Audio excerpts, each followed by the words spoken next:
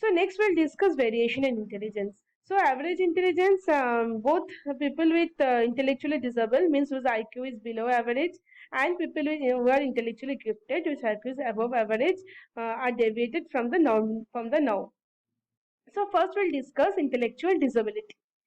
Intellectual disability means a person whose IQ intelligent quotient is below 70, who have deficit in adaptive behavior, and this sub-average intellectual functioning and difficulty in adaptive behavior are observed during developmental period. So people who have intellectual disability also show variation. Some of them can be trained to do their work and daily life functioning, but some people are there who need constant supervision and care throughout their life. The different levels of intellectual disability are mild, IQ 55 to 70, moderate 35 to 55, severe 20 to 40, 35, and profound below 20. People with mild intellectual disability, they are slow, their developmental rate is slow than their peer, but they can be trained to do some work or take their responsibility.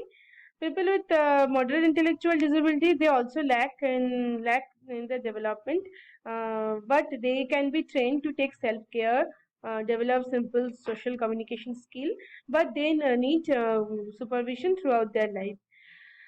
Individuals with profound or severe disability, they are not able to control or manage their life, and they always need constant care and support in their throughout their life. Now we'll discuss intellectual giftedness. People with intellectual giftedness, they have high level of IQ. These individuals show intellectual superiority from very early age, like they have good memory, good attention span, better language skill. One thing we have to remember, we cannot relate intellectual giftedness with academic success only.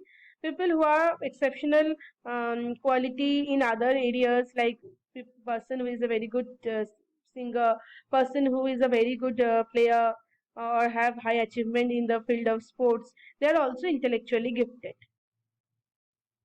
Now we'll discuss some characteristic of gifted children. This individual has the high level of logical thinking and problem solving ability. They can process information very quickly. They can generalize information, means once they have learned something, they can generalize the information in other situation. They can easily discriminate between things or events. They have creative thinking. These people are intrinsically motivated. Intrinsically motivated means these people are motivated from inside. They do something because they want to do, they like to do, other than because of external pressure.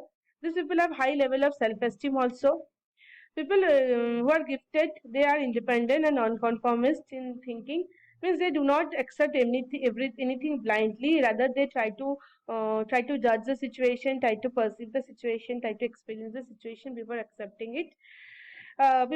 Children who are gifted, they also prefer solitary academic activities for long periods. Now I will discuss different kind of intelligent test. Intelligent test can be categorized into different categories based on some criteria. So first, the intelligent test can be divided as individual test and group test. This is based on the process of how we are administering the test. Intelligent test can be divided also as verbal test and non-verbal test, or verbal test or performance test, on the basis of the nature of items are used. Also, intelligent test can be divided as culture fair and culture bias test, depending on the extent to which intelligent test favors one culture. So let us discuss them one by one. First, individual or group test. Individual test is a test which can be administered to one person at a time.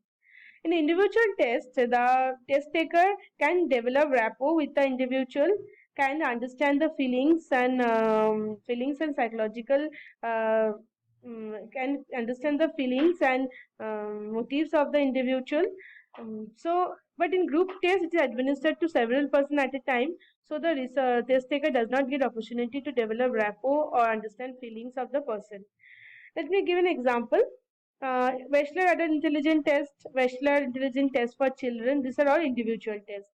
On the other hand, Army Alpha test, Army Beta test, these are group tests. Next, we'll discuss verbal test and performance test. Verbal test where subject have to give response either orally or in a written form.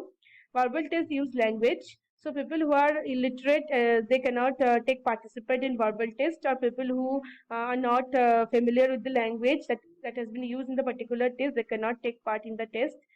Nonverbal tests use pictures and images. So people who are illiterate or people who do not know the language of the particular test can take participate in this test. Let me give an example. Here, left hand side, this is a verbal test because here language is used, and in the right hand side, it is a non-verbal test because the image are used. People in this test, people has to find individual has to find the correct option out of this four option using reasoning skill. So here it is here it is completely non-verbal test. It is a we do not need to know the language. So it is a non-verbal test. Next, culture fear and culture bias test.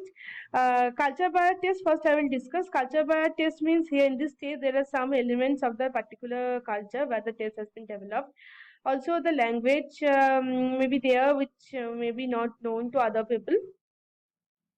Culture fear tests are those tests which where there is no cultural biasness.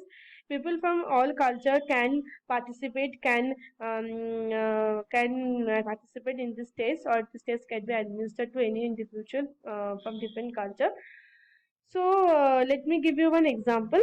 Here, this is a culture fair test because there is no language, only some images are here, and individual has to identify the correct pattern. But in the right hand side, it is a culture bias test because language is here and people who is not familiar with the language may not be able to participate in this test. So it is a culture bias test. There are many intelligent tests in India, and this test has been documented in National Council of Educational Research and Training. Has documented many Indian tests. There are some example of Indian tests like verbal test, CIA verbal group test for general mental ability, group test intelligence, the Bihar test of intelligence, or non-performance tests like Bhatia battery, drum and tests, adaptation of Wechsler adult performance tests. Now we'll discuss relation between culture and intelligence. Culture means the customs, the beliefs, the attitudes of a particular social group. Intelligence is influenced by cultural parameters. Psychologists like Sternberg, Vygotsky, they support the view that culture influences our intelligence. Western culture, which is technologically driven, they develop a concept called technological intelligence. Intelligence is developed in Western culture. They assess the skill which are considered importance in that culture, like achievement orientation, observation, analysis, performance. On the other hand, non-Western culture, they value self-reflection, collectivist orientation. So intelligence is developed in those culture. They actually measure all these aspects which are valued in that culture. However, now today, because of globalization, these differences are becoming less, and these becoming less because of globalization. Intelligence in Indian tradition.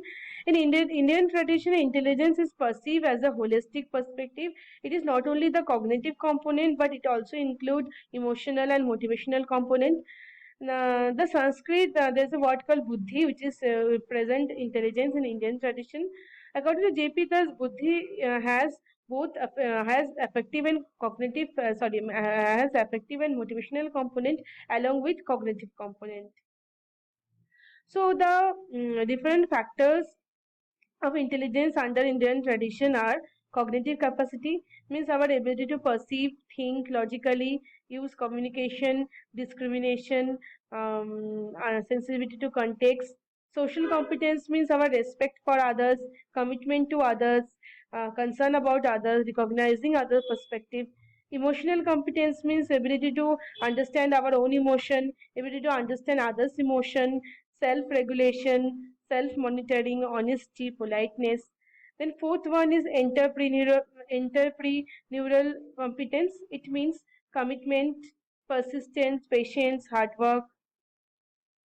goal directed behaviors,